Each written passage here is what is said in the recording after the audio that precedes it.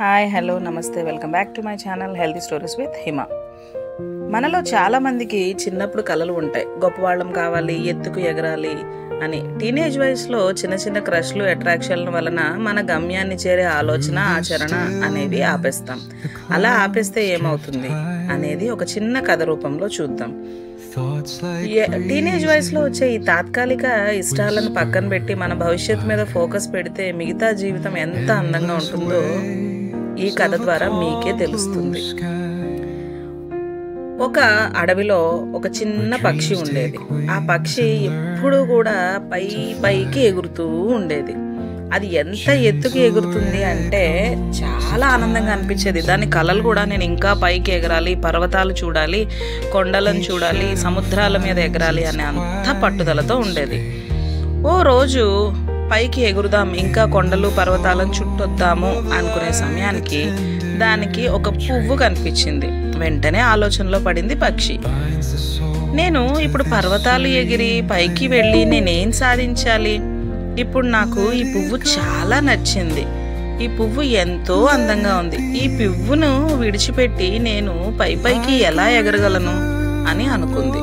వెంటనే లేదు, నేను ఈ పువ్వుతోనే ఉంటాను. నా జీవితం అంతా ఈ పువ్వుకే అంకితం. నేను ఈ పువ్వు హాయిగా ఉంటాను. ఈ పువ్వు మత్తెక్కించే వాసన కూడా నన్ను ఇబ్బంది పెడుతోంది. నేను ఇక్కడి నుంచి వెళ్ళను అంటూ సమయాన్ని వృధా చేయడం మొదలుపెట్టింది. ఎంతగా సమయాన్ని వృధా చేసిందంటే 2 రోజుల పాటు పక్షి ఎగరకుండా పువ్వు చుట్టూ తిరుగుతూనే ఉంది. ఆఖరికి దానికి ఎగరడం మర్చిపోయింది పక్షి. ఏ విధంగా మర్చిపోయింది అంటే ఎలా ఎగరాలో మర్చిపోవడం వలన నేల మీద నిలబడి ఆలోచిస్తూ ఉంది. ఏం చేయాలో అర్థం కాలే. ఈలోగా పక్షి పువ్వు వాడిపోవడం చూసి మరికొంచెం దిగాలు పడింది. పువ్వు వాడిపోవడం చూసిన పక్షికి తన గమ్యం ఏంటి, తన భవిష్యత్ ఏంటి అనేది అర్థం కాలేదు. పువ్వు ఎందుకు వాడిపోయిందో తెలియలేదు. ఈ పువ్వు కోసమే కదా నేను ఇంతవరకు ఎగరకుండా ఉండిపోయాను. ఇప్పుడు పువ్వు లేదు, నేను ఎగరడం మర్చిపోయాను. నా భవిష్యత్ ఏంటి అని బాధపడడం మొదలుపెట్టింది. ఎంత బాధపడినా ఏం చేసినా 2 రోజులకి తన రెక్కలు బరువుగా అయిపోయి ఎగరడం మర్చిపోయిన పక్షి ఆకాశాన్ని ఎలా చేరుతుంది, పర్వతాలను ఎలా చూస్తుంది, మేఘాలను ఎలా తాకుతుంది? ఇవన్నీ జరగాలంటే పక్షి తన శ్రమ మీద ఆధారపడాలి. తను చేయాల్సిన పని మర్చిపోయింది. కనుక మీరు కూడా అలా చేయకండి, పక్షిలాగా మారకండి. మిమ్మల్ని మీరే మోటివేట్ చేసుకొని అనుకున్న గమ్యాన్ని చేరే వరకు కష్టపడండి. మీరు శ్రమించి మీరు అనుకున్న గమ్యాన్ని మీరు సాధిస్తే మీరు కూడా స్వేచ్ఛగా పక్షిలాగే ఆకాశంలో ఎగరగలుగుతారు.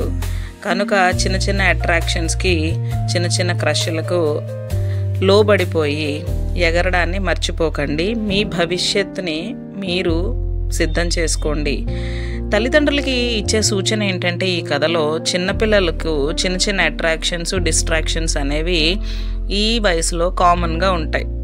వాళ్ళు ఏం చేస్తున్నారు అనేది వాళ్ళని అడగకుండా వాళ్ళతోనే ఉంటూ అబ్జర్వ్ చేయడం మొదలుపెట్టండి. ఒకవేళ వాళ్ళు ఏదైనా తప్పుదారిలో వెళ్తున్నారు అంటే వాళ్ళకి అర్థమయ్యేలా మీరు తప్పు చేస్తున్నారు, మీరు తప్పటడుగులు వేస్తున్నారు అని వాళ్ళకి చెప్పడం మంచిది. Thanks for watching. Signing off, me Hima.